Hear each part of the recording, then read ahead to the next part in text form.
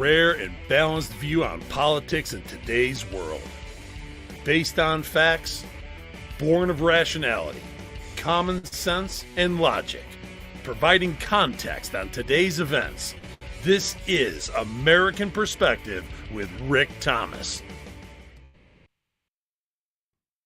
Hello, everyone, and welcome to American Perspective. Oh, apparently my Florida folks, East Coast folks, are preparing for this hurricane. Well, not that it's going to make landfall. I've been told by what I would consider to be a reliable expert that it's just kind of, going to go up alongside. But that doesn't mean that it's not going to affect, the waves and things like that. It's amazing to me. I've been to both coasts. Now, granted, the East Coast that I went to, the East Coast point that I went to, I think, was in the Inner Banks, and so there really isn't a lot of waves on the Atlantic coast. But when you go to the Pacific coast, yeah, there's like all kinds of waves. So, some big ones too. So, anyway. So, we'll just see what happens. Over on Rumble, B. Patrick 1369 is saying it's a fish storm. It's going to cause some waves and rip currents and things like that. So be careful if you go into the ocean during the next several days in terms of all this. So there you go. All right, let's go ahead and get things kicked off here. Oh, yes. Now I remember. Tonight's Pledge of Allegiance is going to be performed by none other than Ms. T. And I'm not sure if Ms. T is in the chat. I haven't seen her yet, I don't think. But anyway, tonight will be performed by Ms. T. So if you are of mind, please remove your hats if you're wearing one like me. And no, I didn't forget the name. I just always get mad. Somebody always gets mad whenever I use the name. Anyway, so Ms. T, there she is. I see her. Ms. T will be up for the Pledge of Allegiance. So if you are of mine, please stand. Remove your hat if you're wearing one, like me. Place your hand over your heart and follow along with Ms. T as she recites the Pledge of Allegiance. I pledge allegiance to the flag of the United States of America and to the republic for which it stands, one nation, under God, indivisible, with liberty and justice for all. And, of course, I thank you, Ms. T, for submitting that wonderful pledge to be played here on the program. If you would like to hear your rendition of the pledge played here on the program, all you need to do is record yourself reciting or performing the pledge in your style, and then take that audio file, video file, whatever kind of file it is, and either share it or send it. Either way, send it to me.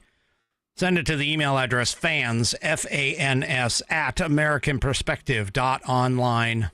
That's fans, F-A-N-S, at AmericanPerspective.online, and I will get you into the rotation where it's 17, I need 18. Anybody got 18? Anybody 18? Anybody 18? Somebody got 18. Give me 18. Come on, give me 18. 18 is an even number. I like 18 as an even number. Please give me another 18. There you go. So, let's go ahead and get number 18 in the folder, because I have 17 now. I'd really like 18. Thank you. Anyway, all right, folks, let's go ahead and, before I get to our top of the set of the promo, top of the hour promo, I got to tell you what I'm drinking. I know, not very I'm not very diverse right now. There was it's Buffalo Trace once again. There was a little hiccup in the flow of finances here recently that is hampered my ability to expand my whiskey drinking options. Realistically, I do have some others, but I know that pretty much everybody here likes it when I drink the bourbon, not the Irish stuff. So, oh, by the way, you know how I was telling you not too long ago about the Crown Royal Blackberry? Apparently, Mrs. Whiskey has now seen that Jack Daniels has a blackberry flavored whiskey. So I guess if I'm not going to support our, I don't know what to call them, but our neighbors to the north is probably the best way. I guess if I don't support the neighbors to the north, I'll have to go and see if I can get the Jack Daniels blackberry version and see if that's good in lemonade for a Jack Black lemonade. That's what I'll start calling it. The Jack Black lemonade. Anyway, or Jack's blackberry lemonade, one or the other. Anyway, so there you go. We'll have to find it, I guess. I'll talk to Mrs. Whiskey. Maybe she can look for it. But back to the whiskey I'm drinking tonight, which is, of course, the Buffalo Trace. It is in this fantastic, wonderful, and really, really special glass right here. What? It's in the American Perspective logo glass. There we go. It's in the American Perspective logo glass. It was given to me by my wonderful Whiskey Warrior P1s. So here we go. All right. First requisite sip, of course. It's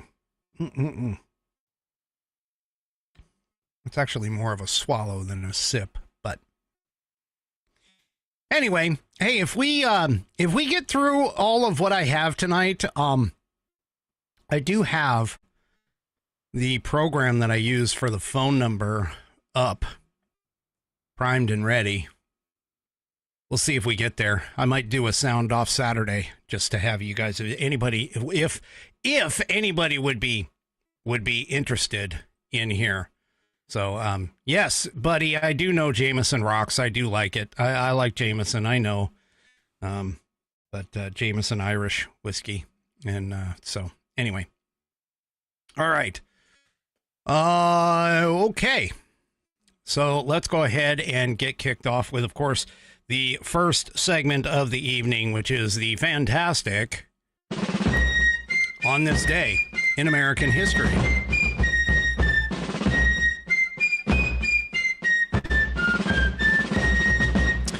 And, of course, for On This Day in American History, we read from the American Patriots Almanac, written by William J. Bennett and John T.E. Cribb, chock full. You can see how thick this book is. Chock full of all kinds of little factoids and information about our wonderful country that we call home. All my Whiskey Warrior P1s call this the story time. So here we go. Tonight we're going to talk about to bigotry, no sanction. To persecution, no assistance. On this day, in 1790, President George Washington was beginning a goodwill tour of New England. His first stop would be Newport, Rhode Island, where citizens met him with booming cannons and a public dinner where dignitaries gave 13 toasts, abounding with patriotic sentiment. Moses Seixas, spelled Seixas, warden of the Hebrew congregation of Newport, penned a letter welcoming the president to the city. Washington's response, written the next day, has become a famous pronouncement on religious freedom. The citizens of the United States of America have a right to applaud themselves for having been given to mankind examples of an enlarged and liberal policy, a policy worth of imitation. All possess alike liberty of conscience and immunities of citizenship. It is now no more that toleration is spoke of as if it was by the indulgence of one class of people that another enjoyed the exercise of their inherent natural rights. For happily, the government of the United States, which gives to bigotry no sanction, to persecution no assistance, requires only that they who live in its protection should demean themselves as good citizens in giving it all on occasions their effectual support. As Claremont professor Harry Jaffa has pointed out, this was the first time in history that any ruler addressed the Jews as equals. President Washington closed his letter with these gentle words taken from Scripture.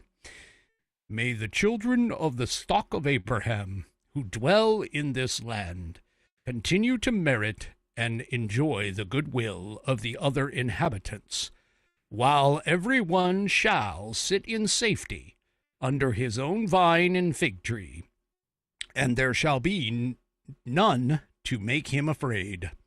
May the Father of all mercies scatter light and not darkness in our paths, and make us all in our several vocations useful here, and in his own due time and way everlastingly happy. And that is tonight's On This Day in American History. You believe that? George Washington, who was essentially, a lot of people call the father of our country. He's the one who liberated us from the British. He assisted with the building of the Constitution of the United States and served as our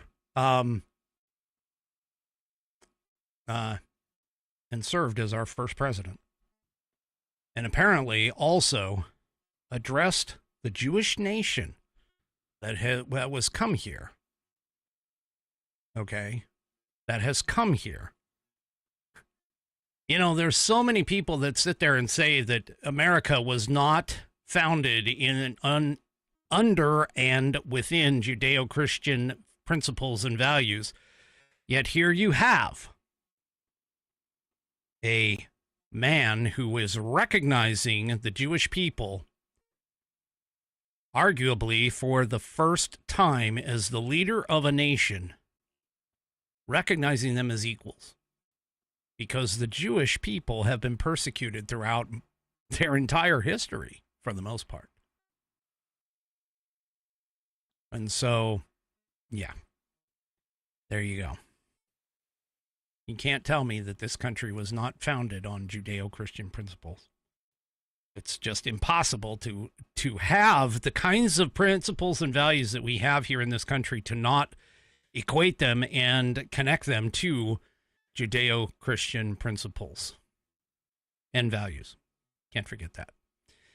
Oh, Bam, that was really nice of you to say. Bam, where's my cursor? Where did my cursor go? Huh. Bam says that I really need to read for Audible because I have a great book reading voice. Anyway, all right. Did I miss our top headline sponsor? I think I did. Oh my goodness, I got to go back. Or actually, no, I don't have to go back. I just have to go ahead and do it. So tonight's headline sponsor, of course, is the Institute on the Constitution. The Institute on the Constitution was established in 2004 as a 501c3 nonprofit with one singular mission, and that is to restore the constitutional republic through grassroots education. All courses and materials are developed using primary source documents and taught from the American view of law and government, as defined in the Declaration of Independence in the following 3 key points.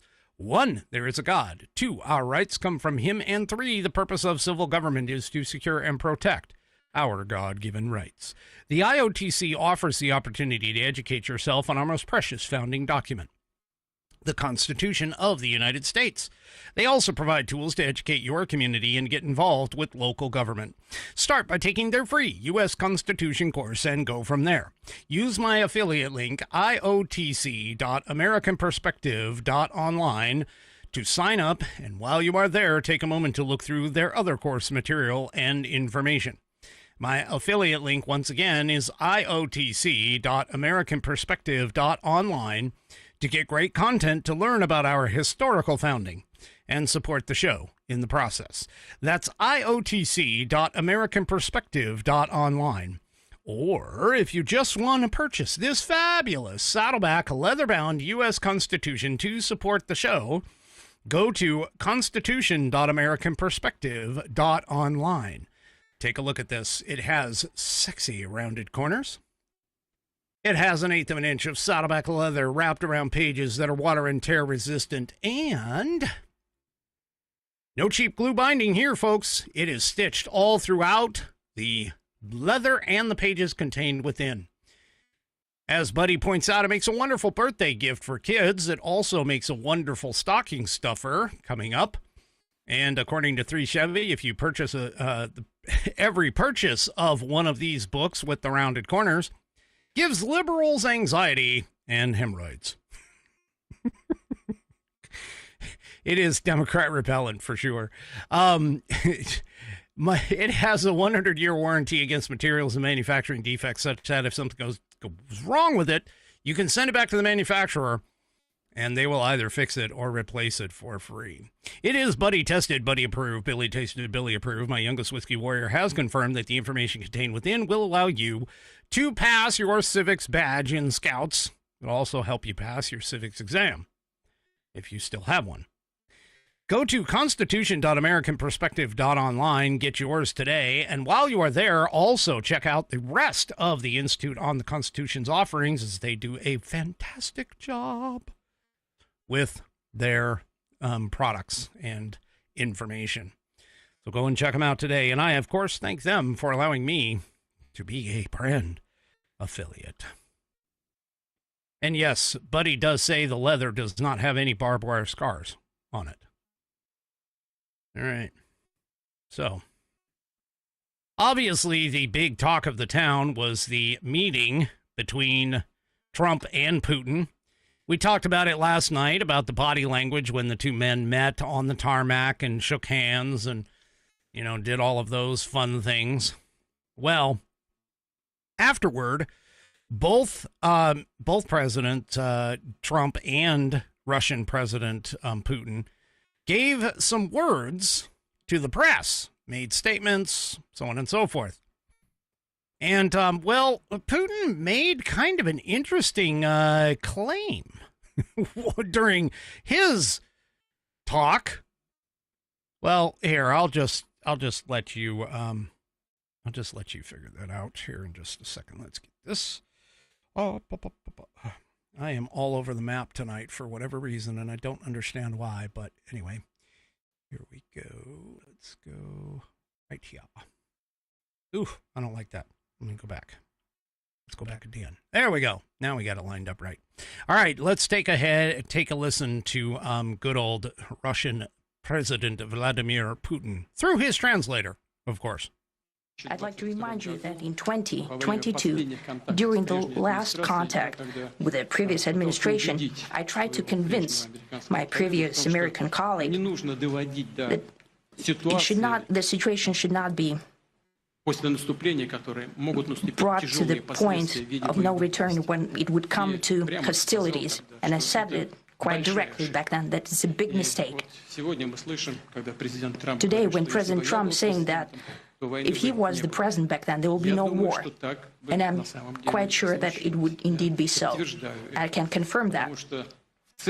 I think that overall, me and President Trump have built a very good, business-like and trustworthy contact.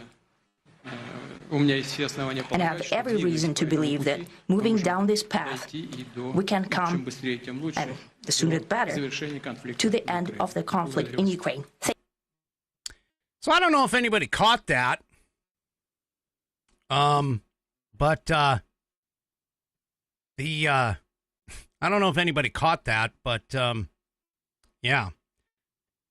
Putin basically just said that if President Trump were the president back in 2022, the invasion of Ukraine wouldn't have happened.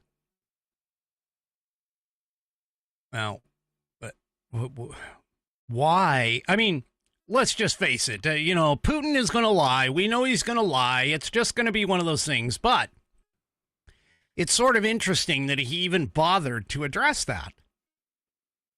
Because the reality of it is that, and pretty much anybody with a brain knows this. Pretty much anyone with a brain knows this. That if Trump had his second term before Joe Biden, in his disastrous 4 years, but if Trump had his second term, it basically would have been, there you go. He wouldn't have invaded Ukraine. So he says. And again, I don't know. We'll just have to see. So we'll just have to see what ends up happening out of this summit, because let's be honest, I mean, this was the first time realistically that these two have gotten together in quite some time. And it also was a preliminary meeting. The left all sat there and thought, well, sat there and thought, well, Trump's going to come out of this with a peace deal immediately. Well, no, not really. That's not how this stuff works, especially when Ukraine's not sitting at the table. I mean, realistically, let's be honest, you can't really make any kind of a peace deal, and even Trump mentioned that yesterday, was that you can't make any kind of a peace deal without both of them sitting together. Okay. So, yeah, it just, it happened. I mean, it's going to be what it's going to be. But, some key takeaways, this from the Epoch Times, some key takeaways from this meeting. First of all, Trump, of course, said there's no deal until there is a deal. I don't even know why he had to even bother to say that. Yeah. So anyway, the brief press conference, which we just played part of it for you, after their meeting, both leaders said that the progress had been made in the talks, but neither one of them really provided specifics, nor did they take any questions from reporters. Now, I have seen unconfirmed reports that a print job was left in a printer at the hotel.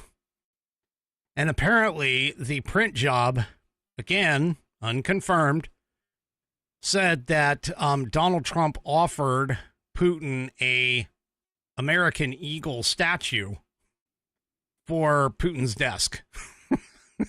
Now, why any of that really matters, I have no idea. But the left seems to think that, this is so great. Gifts are given back and forth. They do this all the time. That's part of the protocol for the most part. Okay. Now, Trump did tell reporters that there were just a very few issues to resolve.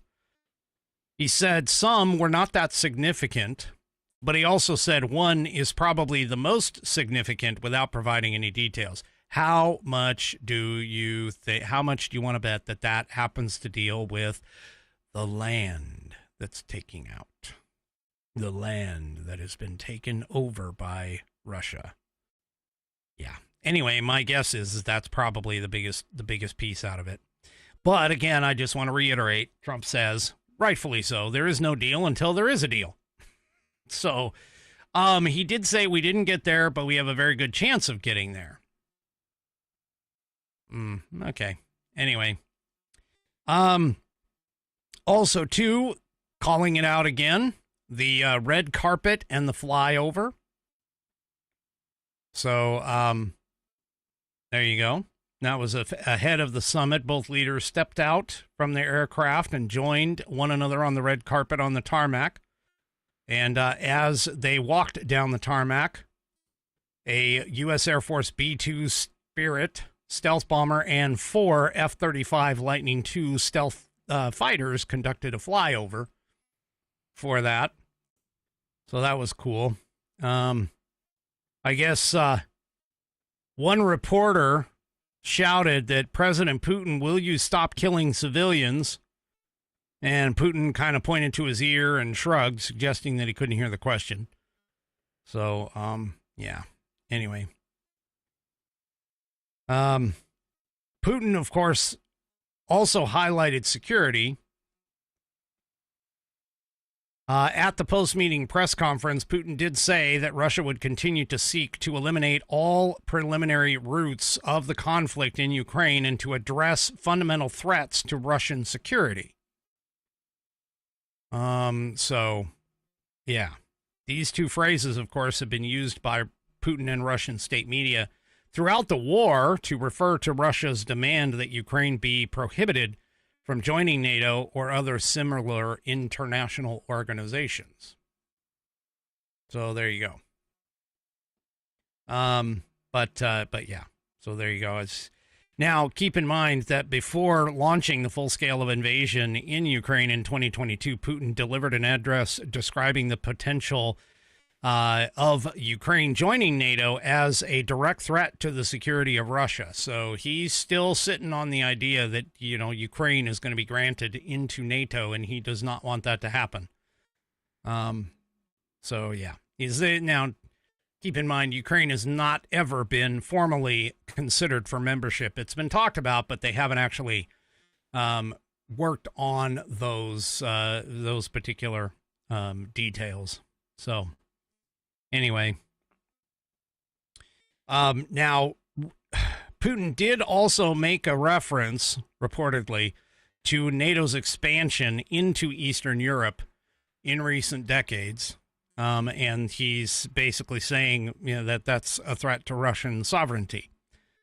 So we'll just have to see what's going on. But the Russian leader also stated that we agree with President Trump, as he has said today, naturally, that the security of Ukraine should be ensured as well. So, yeah. Anyway. Putin hopes for warmer ties with the U.S. He described Trump as a good businesslike and trustworthy contact. You've heard that in the press conference there. And he also suggested that the next meeting happen in Russia. So, yeah, we'll have to see what happens here. So, now Putin did mention that he did say that and acknowledge that the Russian-American relations were at their lowest point since the Cold War, but described Trump's effort to resolve the war in Ukraine and invitation to Alaska as very neighborly. So kind of opened up the door. I mean, that's pretty much what this was supposed to be about, which again, I'm just going to point out that whole body language expert, you whenever you do something like this, and especially when there's large tensions between the countries, you don't want to necessarily walk in with the acquiescence posture or an appeasement posture, but you don't want to also act as though you're the aggressor either. So me personally, I think that the things that Donald Trump did that a lot of the left are talking about, that just proves that he's Putin's puppet. Well, first of all, no, he's not Putin's puppet. That's already been debunked. But second of all, Trump was able to softly indicate his strength.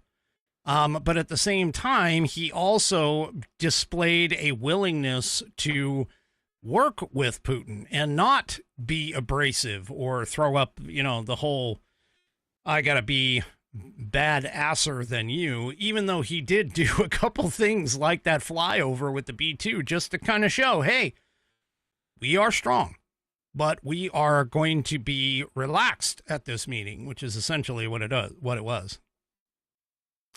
Now, Trump did say that he was going to relay the details of the meeting to NATO and the other European countries. He basically said, and I quote, "I'm going to start making a few phone calls and then tell them what happened." So, yeah, there you go. Most of the European leaders in Kyiv, which is, of course, Ukraine, have yet to comment on this summit, presumably due to the time difference and probably due to any kind of conversations that are going to have to happen behind the scenes for that. So some expressed appreciation for Trump's efforts to bring the war in Ukraine to an end, while they also at the same time were sort of wary of Putin's statements. Anyone should be. Anyone smart with a brain should be.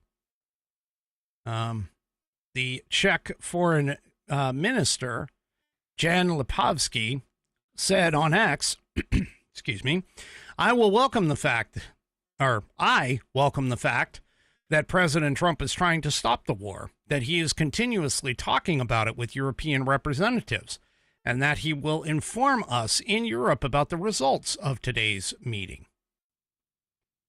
He did continue and say, but Putin has uttered the same propaganda gibberish about the roots of the conflict that his state television is preaching. The problem is Russian imperialism, not the Ukrainian desire to live freely. So, yeah.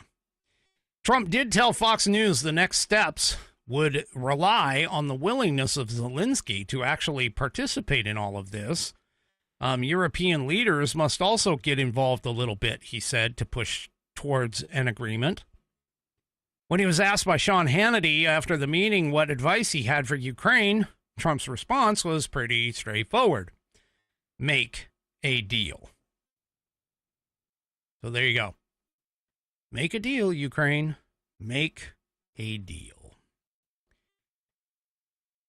I would imagine that it's probably going to take another 2 or 3, maybe more meetings in order for this to actually hammer itself out. Realistically. So, yeah, we'll just have to kind of see what happens here with all of that. Okay. So, let's see here. Before I move on to my next story, let's go ahead and talk about your morning routine, your morning start. My morning routine is to have 16 ounces of coffee in the morning. That's right, in my big cup that, of course, says "Father like no other." It's from my kids. I'll probably have that thing until the day I die if it doesn't break first. But anyway, if you still haven't tried 1775 coffee, now is your shot. The 1775 coffee starter kit just dropped. There's a limited number of units available. In each unit, you're getting the bold dark roast that hits hard. You're getting some of the smooth medium roast, and you're also getting a chance to try the Vitality Mushroom Coffee that gives you clean energy and laser focus with no crash. All these coffees are single origin, small batch, toxin-free, and mold-free. Plus, you're also getting my personal favorite, the gold spoon clip, because freedom isn't scooped with plastic. You'll also be receiving a frother that is strong enough to stir up not only your coffee, but also your mother-in-law's opinions. And you'll also be receiving a black 1775 tumbler. It's $170 worth of coffee and gear, yours for just $99. This is for the ones who have been watching 1775 coffee blow up on Rumble and wondering if it's actually worth it. Spoiler alert, it is. Go to 1775coffee.com/studio. For those of you that don't know, that / is the question mark key on your keyboard. Go to 1775coffee.com/studio and grab your starter kit before they are gone. Bold beans, clean fuel, and a morning routine that stands for something just like Rumble does. Go to 1775coffee studio, STUDIO, and grab your starter kit today.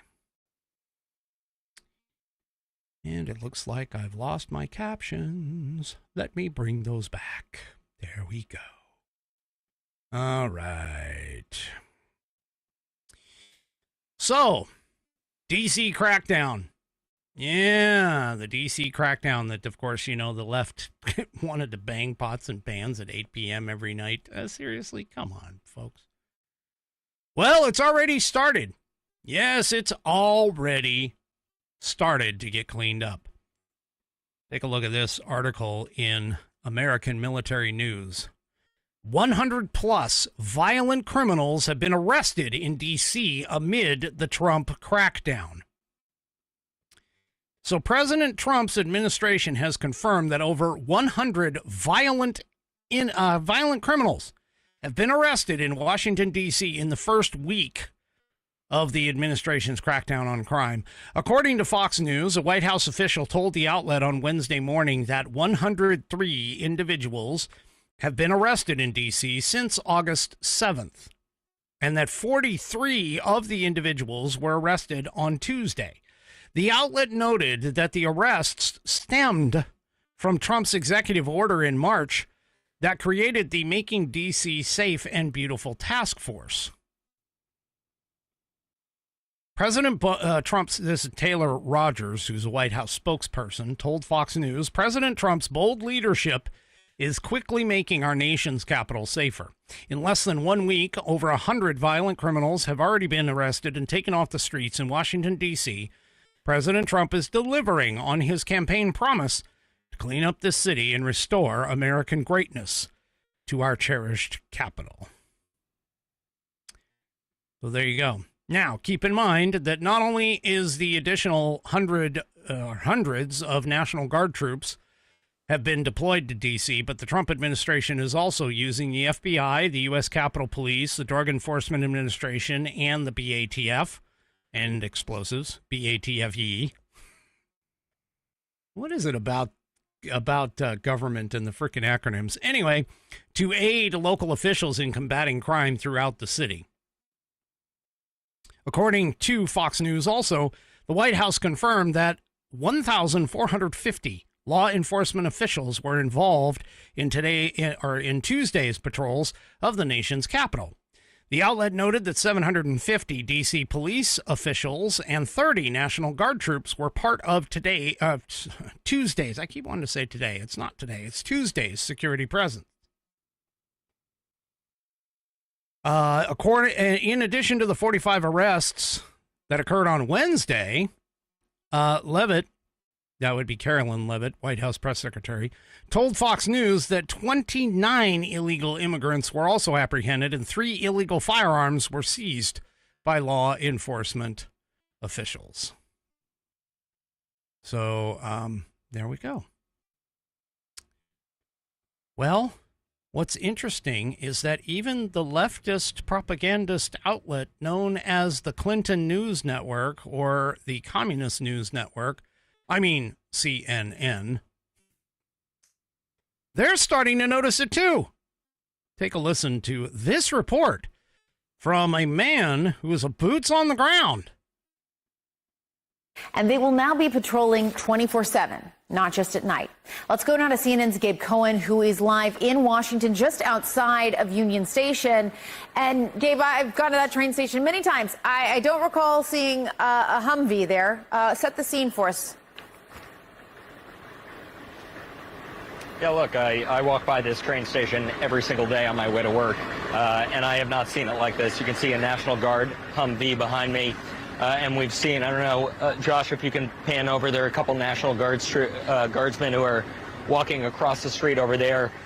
We have Humvees basically at each corner of the train station here on a fairly busy Thursday afternoon.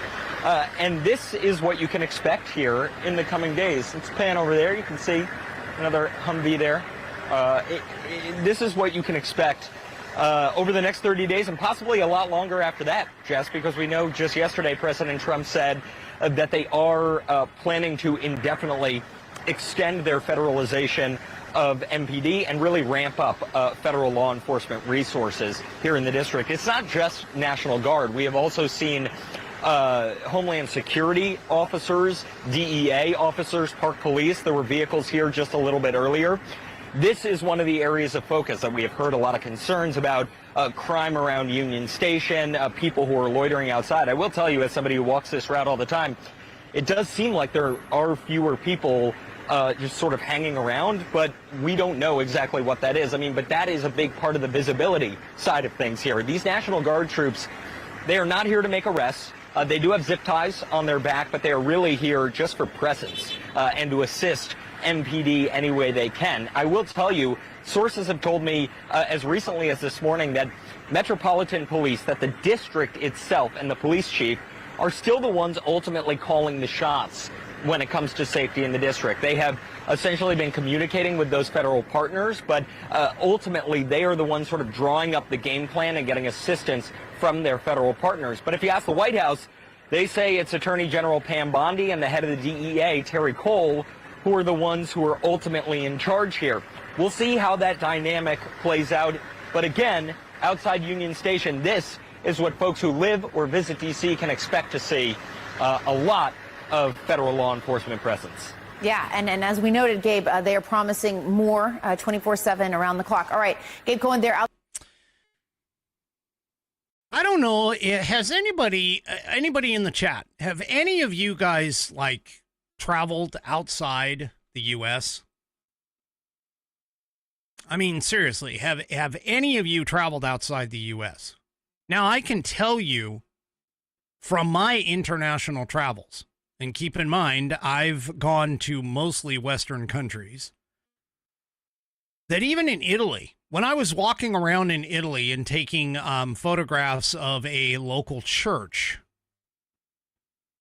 they had police officers with Uzis in all four corners of the square. They had two, it was a pairing. They had the police vehicle there, and the two were just standing there, with the weapons in full view. And this is in Italy, in Europe. And when I went to Seoul, you could see the presence, you could see the police departments there, but again, people in America, really, they're not familiar with these kinds of sites. This does happen all over the place. And even when I was in Shanghai, for an example, when I was in Shanghai, Shanghai had a police presence pretty much everywhere. But that being said, there were some things that I would consider nefarious happening under. But I guarantee you that when the police did pull in and show up, a lot of those nefarious people, they would take off and disappear. Okay? They are correct. They are correct in terms of the fact that most of the time, even just a show of force is enough to deter crime for the most part. That even just a show of force in the area is enough to deter. If you ever remember New York City, hey, speaking about that, even in New York City had police with essentially semi-automatic rifles on their backs walking around in Times Square on a couple of my visits, especially after dark. And they were walking around, plain as day. But the thing about it is that, folks, we live in a dangerous world. And the reality of the situation is, if you can deter crime just by placing people in areas where crime is occurring, I mean, just go back to when Rudy Giuliani took over for New York City. His game plan for taking care of New York City crime was simply what he called broken windows policing, which is essentially show the flag and arrest people for the little stuff. Because generally speaking, somebody who will commit the little stuff is also more than likely to be the same people who commit the big stuff. Because frankly, they just don't care. And it's usually those lawbreakers, for an example, like the ones jumping the turnstiles in the subways and things of that nature, you would arrest those people, and the other more violent crimes were going down. And that's just plain statistics. That's a statistical analysis based off of Rudy Giuliani's broken policing in New York City when he took it over. And so all of this is just I know Americans are not used to seeing this.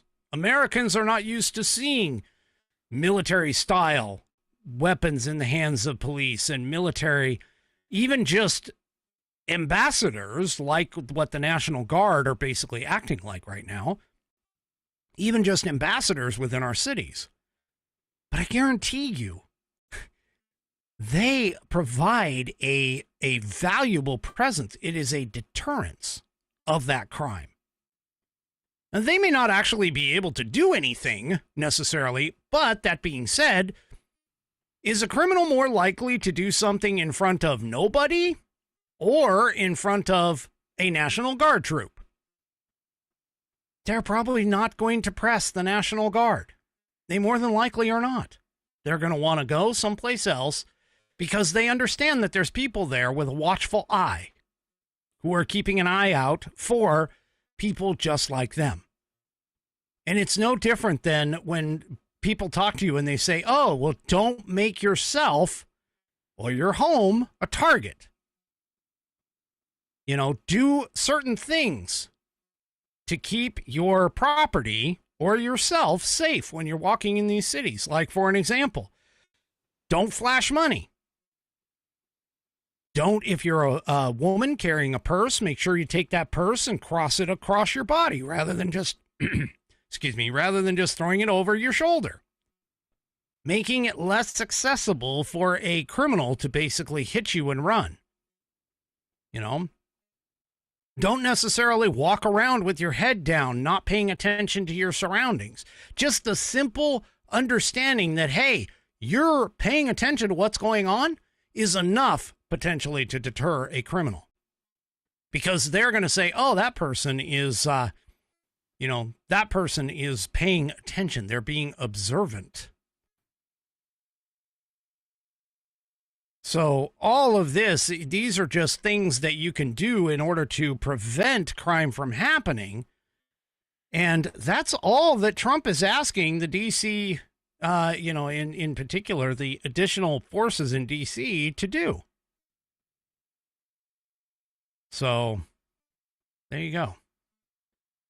Federal officials, by the way, have said that they are going to maintain a visible presence in key areas of the city as the coordination continues between the local and federal agencies. So this is going to continue. And it should. It really should.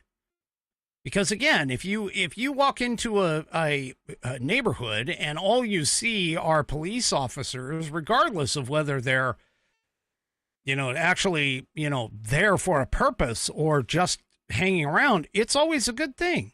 I mean, I've known several business owners who have been like, hey, I love my coffee shop because, the cops come in every morning. They come in and they sit down. There's like 5, 6, 7, 8, whatever. They come in, they sit down, they have their coffee for the day. It just makes the whole place feel safer. Somebody pointed it out in our chat. I'm not really sure who, but somebody pointed out in our chat. This is one of the reasons why when you see somebody walking around and open carrying, that they particularly feel safer. I'm okay with open carry. As long as that thing stays in the holster, that's perfectly fine with me. Carry it all you want. So, I mean, again, this is just the nature of our world today, especially because of the fact that we have so many people who are essentially just ignoring crime, ignoring everything, and allowing these criminals to kick it around.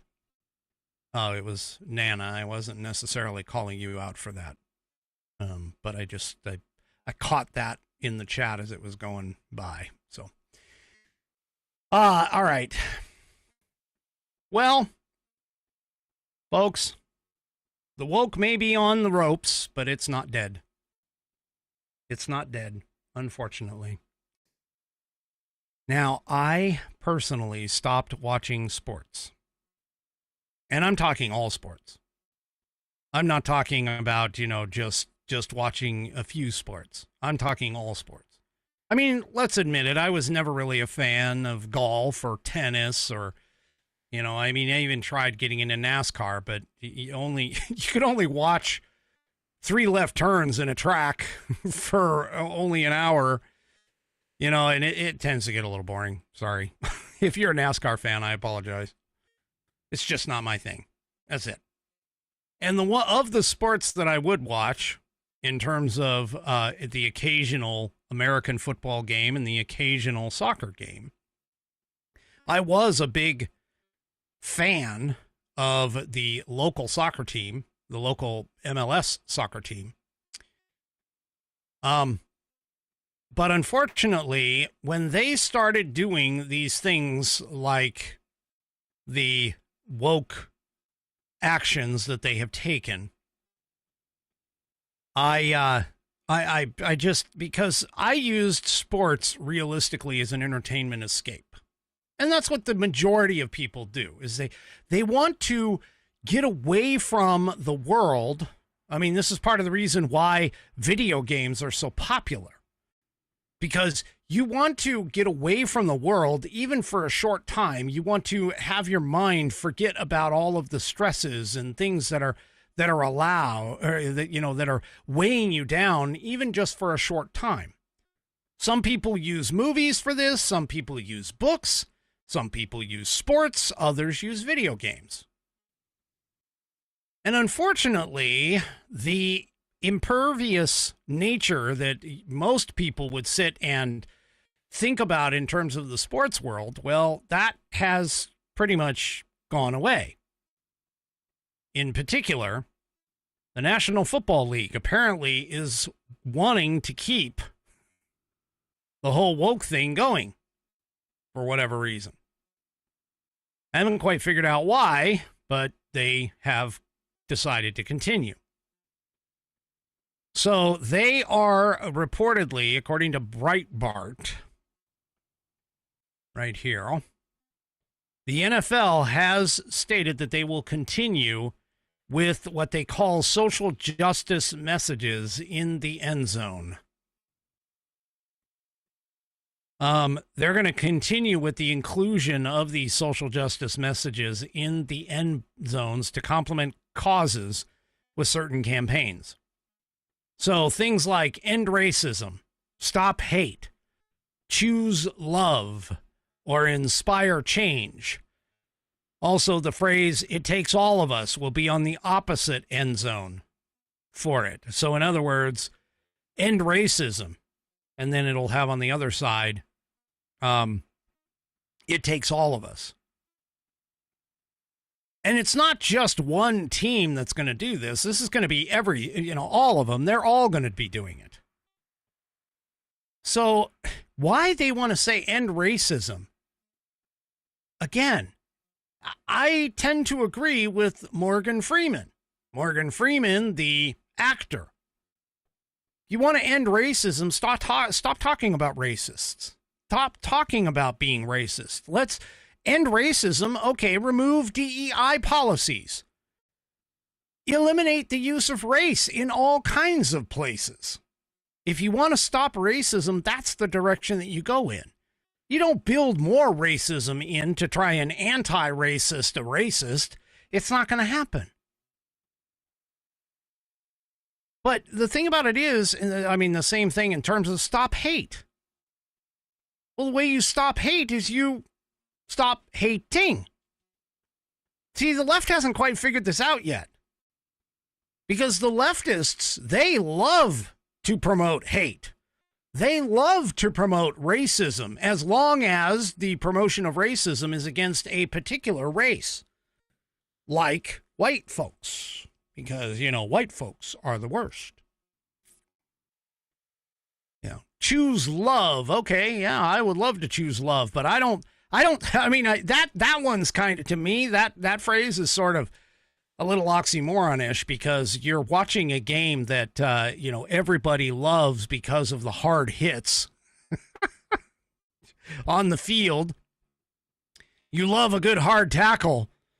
Yeah, that's what you choose to love, is the good hard tackles that are happening on the field. Anyway. The point that I'm making here, though, is that they have Anna Isaacson, who is the NFL's Senior Vice President of Social Responsibility. They told the Associated Press that the league is going to be consulting with players on causes that are important to them. Yeah.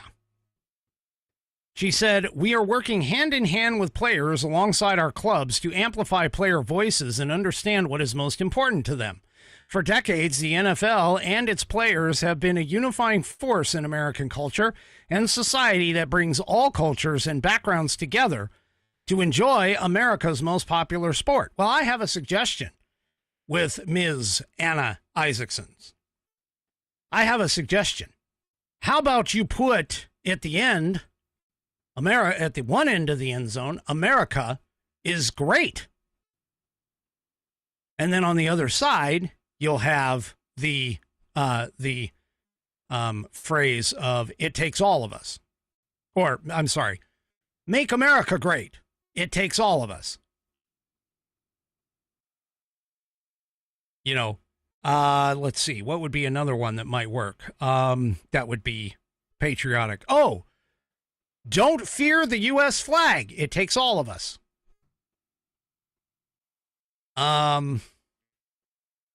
Let's see. "Red, white, and blue. America's colors.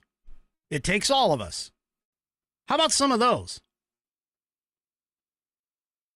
How about some of those phrases? How about promoting American values?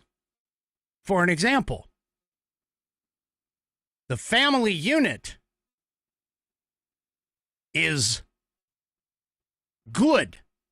It takes all of us."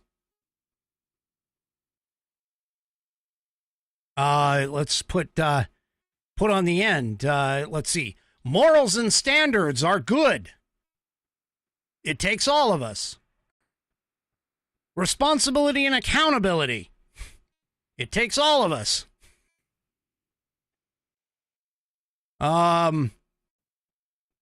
"Integrity and ethics work hand in hand. It takes all of us." How about promoting those kinds of positive messages?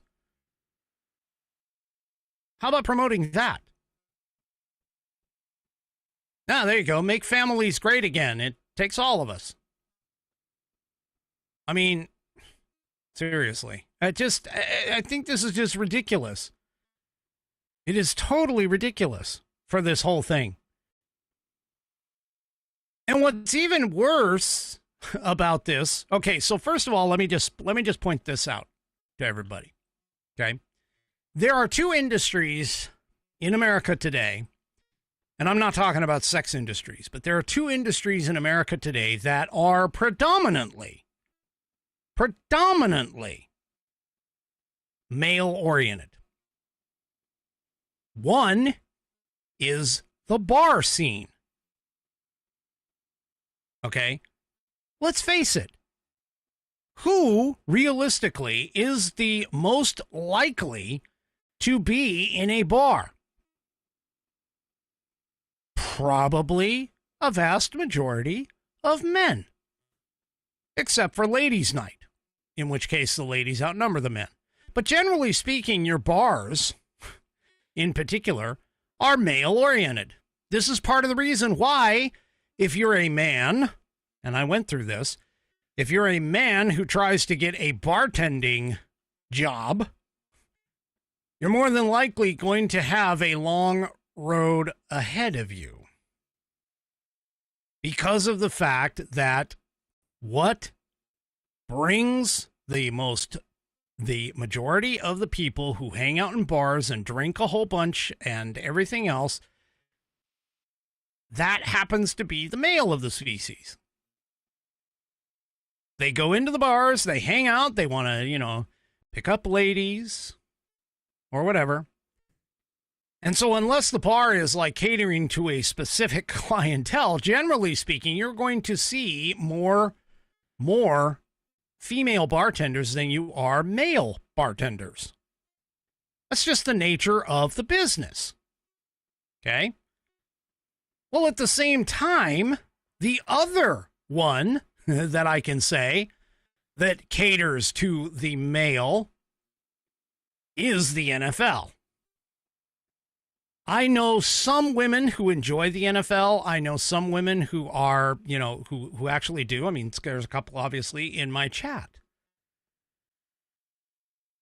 But in the reality of it, the vast majority of the fans of the NFL, the vast majority of the people that go to the NFL, that go and watch the games and so on and so on, it is a male-oriented sport. It is male-oriented. Okay? So why, in God's green earth, would you take a male-oriented sport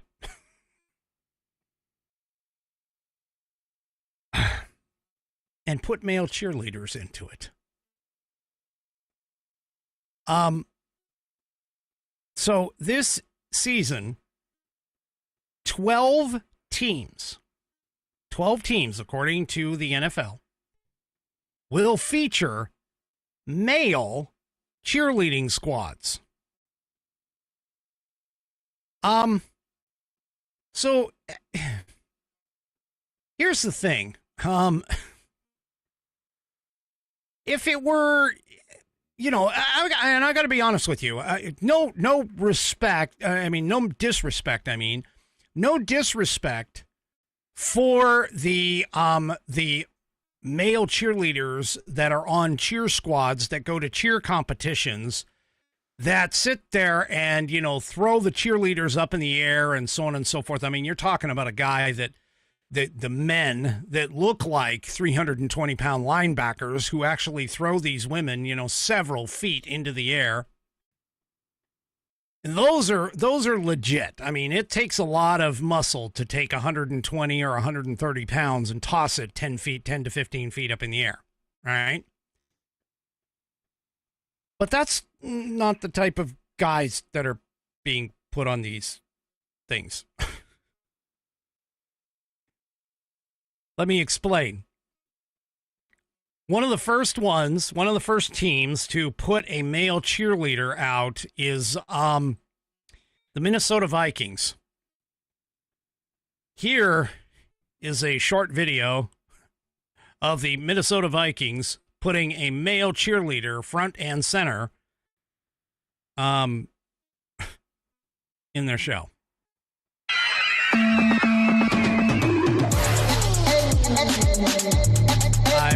You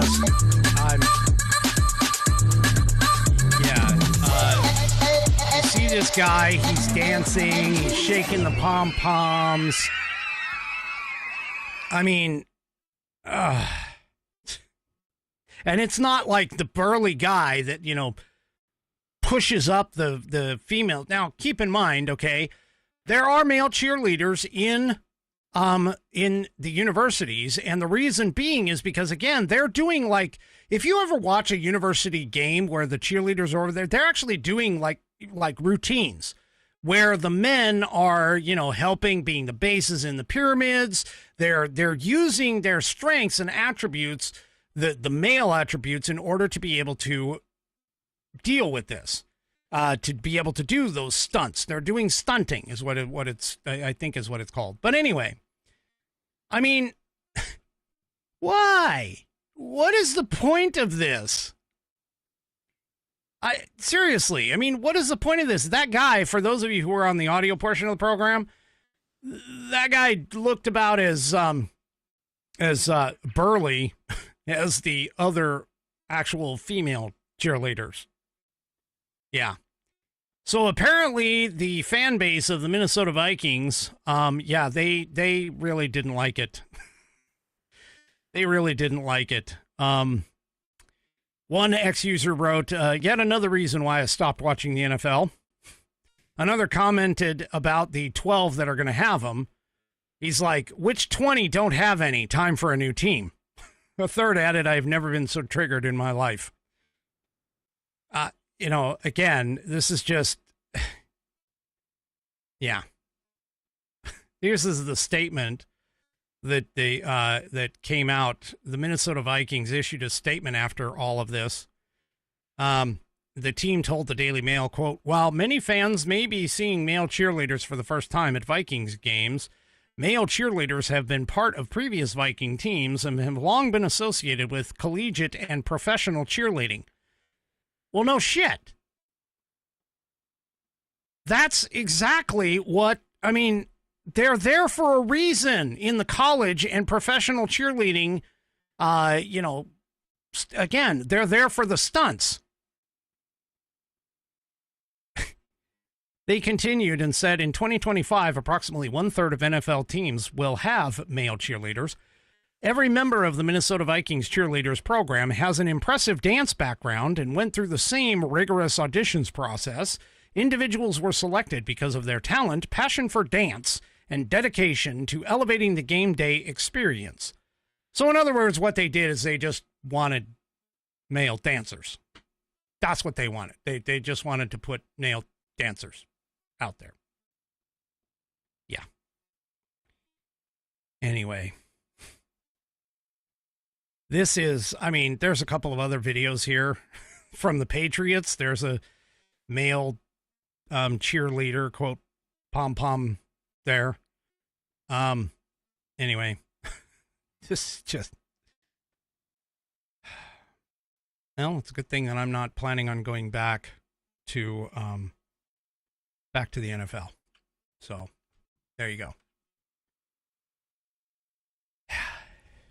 All right.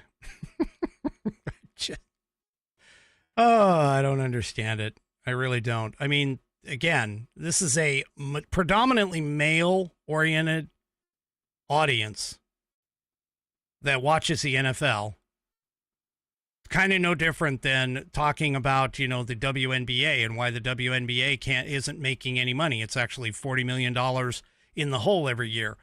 Well, the reason being is because the males who typically watch the sports as a predominant measure are the ones that are not.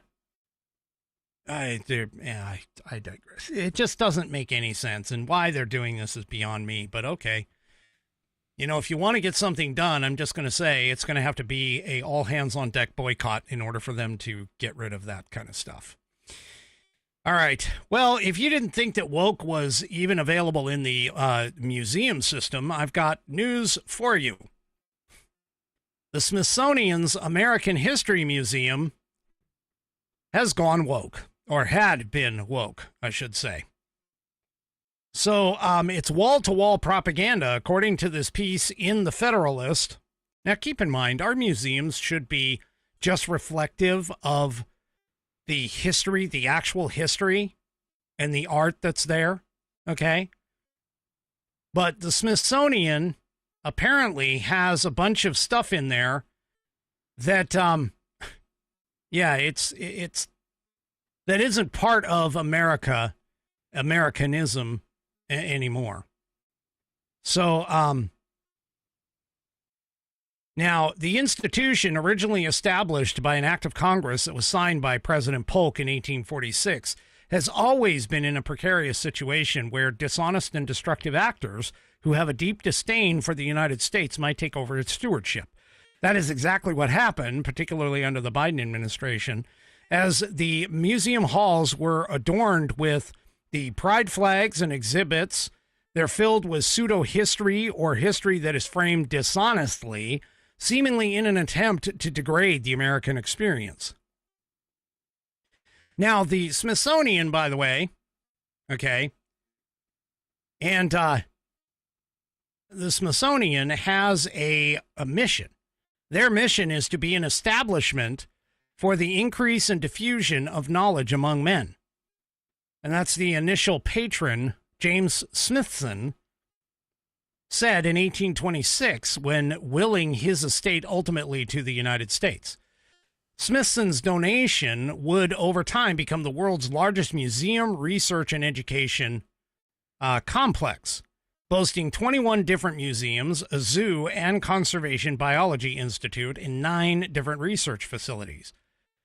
So what is essentially going on is that they are initiating, the Trump administration is initiating an internal review of the Smithsonian's exhibits and materials.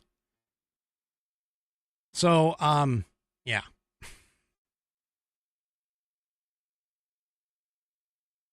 So the Smithsonian had 2 off years, notably in 2020 and 2021. Gee, I wonder why.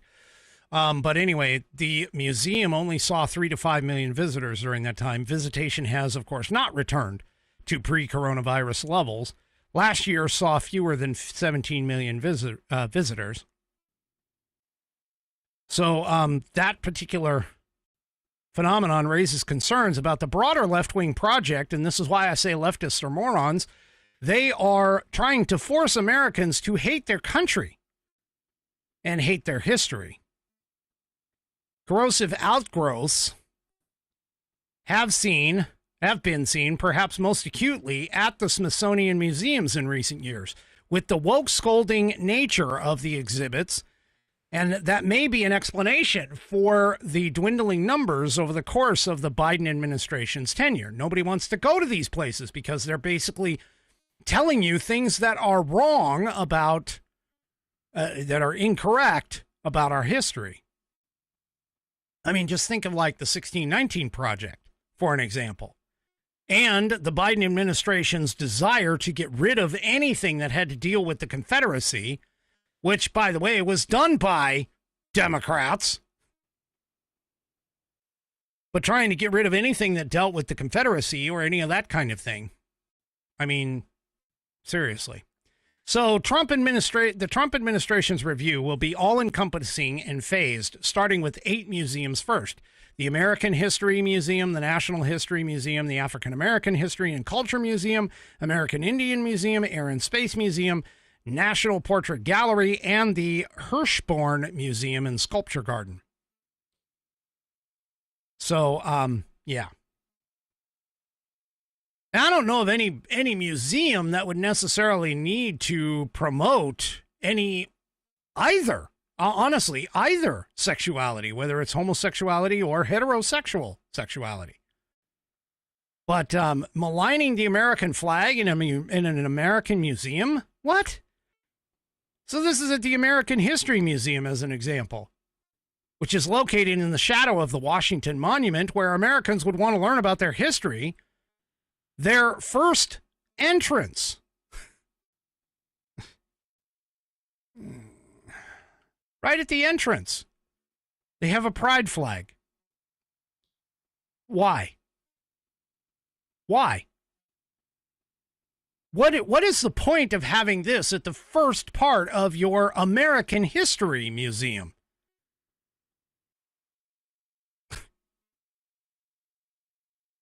I mean, this is just nuts. And this is the destruction that these people have put forward. With this.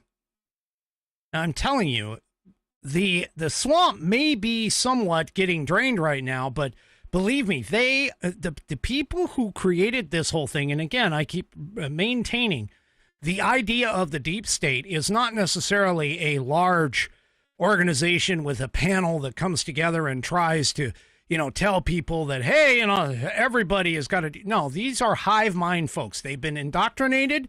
They've been brainwashed into the leftist ideologies, and therefore they will immediately start to spout these things the minute that they see the trigger words on any of the social media outlets. They will all immediately start jumping down and using the exact same language. So, yeah. They also have also noted that many of the museums have tapped into a phraseology or tapped into a theme, which is that America itself is evil. And that America needs mass illegal immigration. So in other words, our American history museums are actually sitting here and they are promoting breaking the law. I mean, that's literally what they're doing.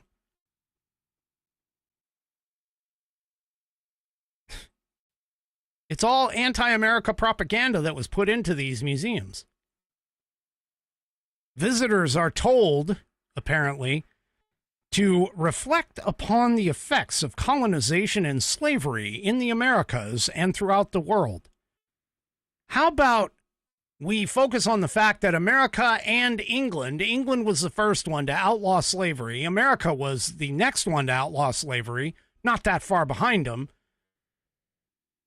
And by the way, America also has done all kinds of great things in this world. How about that? I mean, yes, you can say that there were mistakes that were made, like you can talk about the Japanese internment camps. You can discuss the choice of dropping the nuclear bombs on both Nagasaki and Hiroshima. You can discuss those kinds of things, the ethical and moral purposes and reasons for that. But, I mean, let's be honest here, people. That is part of American history. Yeah, you can talk about things like the Ku Klux Klan, but let's be honest. Let's talk about the Ku Klux Klan in relation to the fact that the Democrats were the Ku Klux Klan. The Klan was the Democrats. I mean, let's throw that out there. You can talk about all of it, whether it's good or bad. You can talk about both, but don't sit there and say that America was the imperialistic nature. No. Believe it or not, England was more imperialist than we were after we became a country of our own. There's no reason to talk about that.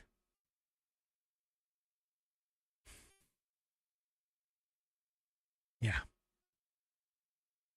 According to one history part, or one part of the National Museum of the American Latino, as a part of the Latin history or Latino history of the United States,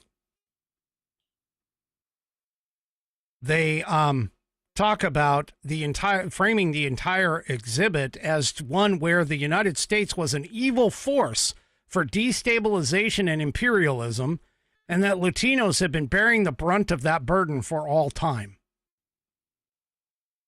Really?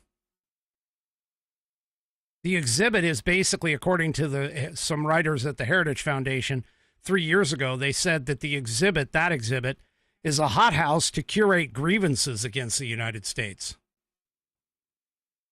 The Latino exhibit, they stated, simply erases the existence of the Hispanic who loves, contributes to, benefits from, and exemplifies the promise of American liberty. That is to say, it erases the Hispanic majority. The exhibit suggests that the United States stole 1/3 of Mexico's landmass in 1848 with the Treaty of Guadalupe Hidalgo, which, by the way, America paid for that land. They paid Mexico for it. Yeah. They just skip over that part. They talk about the Texas Revolution being a massive defense of slavery waged by white Anglo-Saxon settlers against anti-slavery Mexicans fighting for freedom, not about it being a Texas War of Independence from Mexico. It's totally framed incorrectly. They also show in that same exhibit the idea that Cuban immigration had nothing to do with escaping dictator Fidel Castro, but rather it was a movement motivated by economic considerations.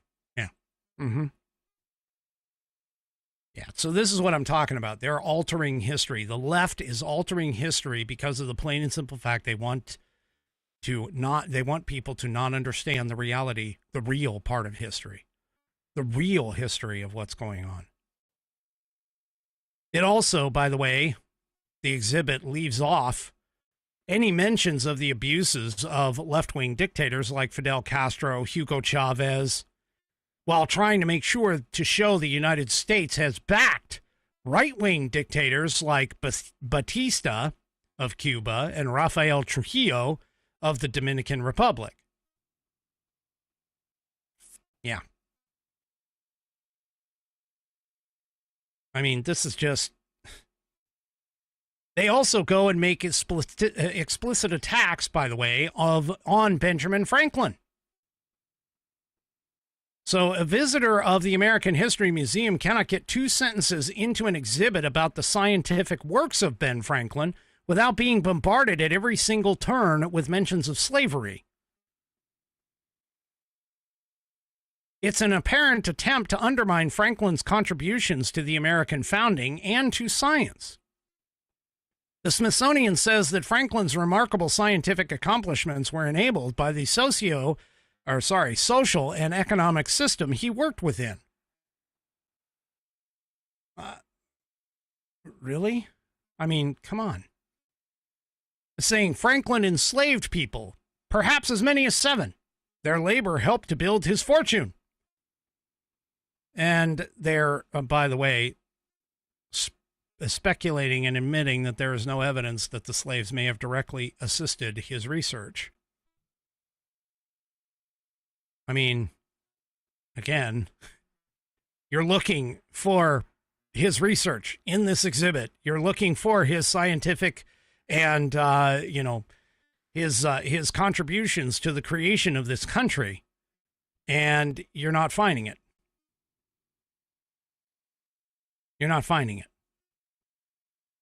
I mean, that's what these people are doing. That's what these people are doing.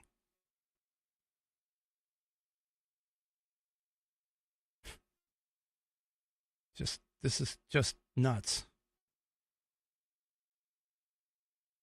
They even are calling out the coronavirus as a racism psyop.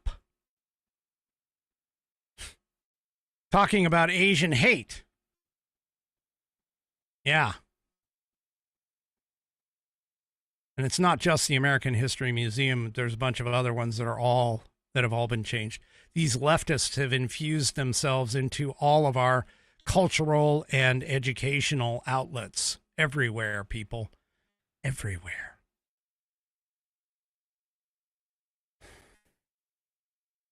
Woke's not gone, folks. Woke is not gone. It may be on the ropes, but it's not dying, unfortunately. All right. So I saw this, and I know many of my listeners are, let's say, entwined with Social Security. But apparently the Social Security cost of living estimate has been raised 2.7% for 2026. Now, to be honest with you, the inflation pressures that are there lift the cost of living adjustment forecast for next year's benefits. I don't even think 2.7% is really enough, but again, I mean, we're dealing with Social Security, which is technically an unconstitutional thing anyway, if you read the Constitution. But the group's updated projection is, this is the group called the Senior Citizens League, which is based, and they base this cost of living adjustment projection on the latest inflation data. And it says the group's updated projection is 0.2 percentage points higher than the 2.5% increase implemented at the start of 2025. Last month, the TSCL's model also pointed to rising inflation risks, part of several consecutive months of upward revisions. The TSCL said that it will issue its final 2026 COLA forecast in September, ahead of the government's official announcement in October. So this is not official, okay? This is not official. So just keep in mind, this is a projection. This is what they think the government is going to do. Now, one thing that, of course, that the left really doesn't like here is the fact that inflation is actually holding steady right now. The updated COLA projection comes as U.S. annual inflation was unchanged in July, holding at 2.7% for the second month in a row, according to the Bureau of Labor Statistics. Core inflation, which excludes food and energy, rose to 3.1% from 2.9% in June, slightly above economists' forecasts for that. The latest readings suggested a minimal impact on consumer prices from the Trump administration's recent tariffs, with new vehicle costs being unchanged and apparel only up 0.1%. Despite the uptick in core inflation, analysts said the data are unlikely to deter the Federal Reserve from cutting interest rates next month, citing recent signs in labor market weakness. Morgan Stanley Wealth Management Chief Economic Strategist Ellen Zentner said in a statement, quote, "Inflation is on the rise, but didn't increase as much as some people feared.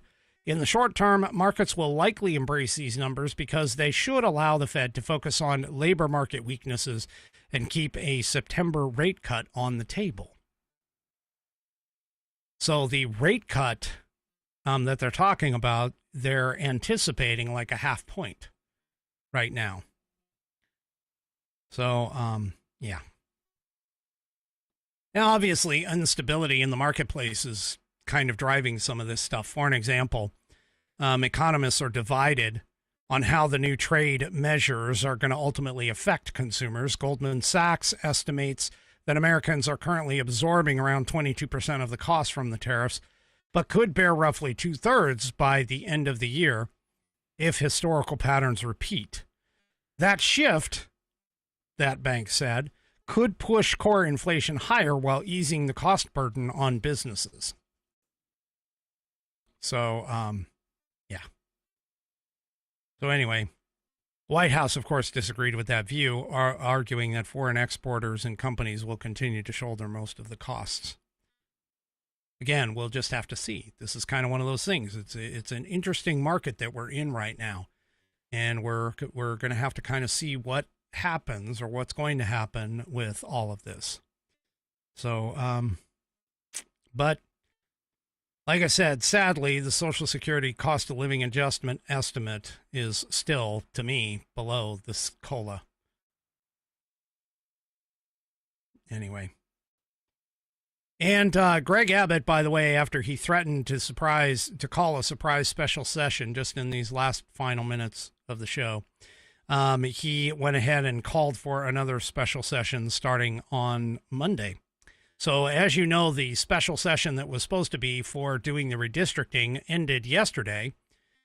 And now he's called for a new special legislative session to cover a bunch of different bills that the Democrat state lawmakers didn't cover in the last special session. So apparently, even though the Democrat lawmakers are planning on returning home, by the way, they're planning on returning home, it really isn't going to do anything. All it did was delay the inevitable, which is essentially that the legislature is going to take up the legislation providing the congressional redistricting plan, court-ordered redistricting plan. They also are going to reportedly take up the comprehensive regulation on hemp-derived products, reducing the property tax burden on Texas, and also to provide relief funding for the response and recovery from the storms, which began in early July of 2025. So they're planning on picking up all of that stuff come Monday. So, yeah. Again, this is just drawing out the inevitable. That's all it was doing. Just drawing out the inevitable. And these people, they just need to go back and actually start working. End of story. All right, folks, that is it for me for this evening. Do me a favor, if you haven't already, head on over to rumble.com, get yourself an account. It is free. And once you are signed up and signed in, make sure you search up the American Perspective channel and hit that green follow button to get notified every time that I go live. Also, too, don't forget to hit those thumbs up or thumbs down if you really want to across all of my platforms, whether it is X, YouTube, Facebook, and, of course, the aforementioned Rumble. We will see you Monday night, 5 p.m. Pacific, 8 p.m. Eastern Time, right here on American Perspective. Have a great rest of your weekend, and good night, everybody.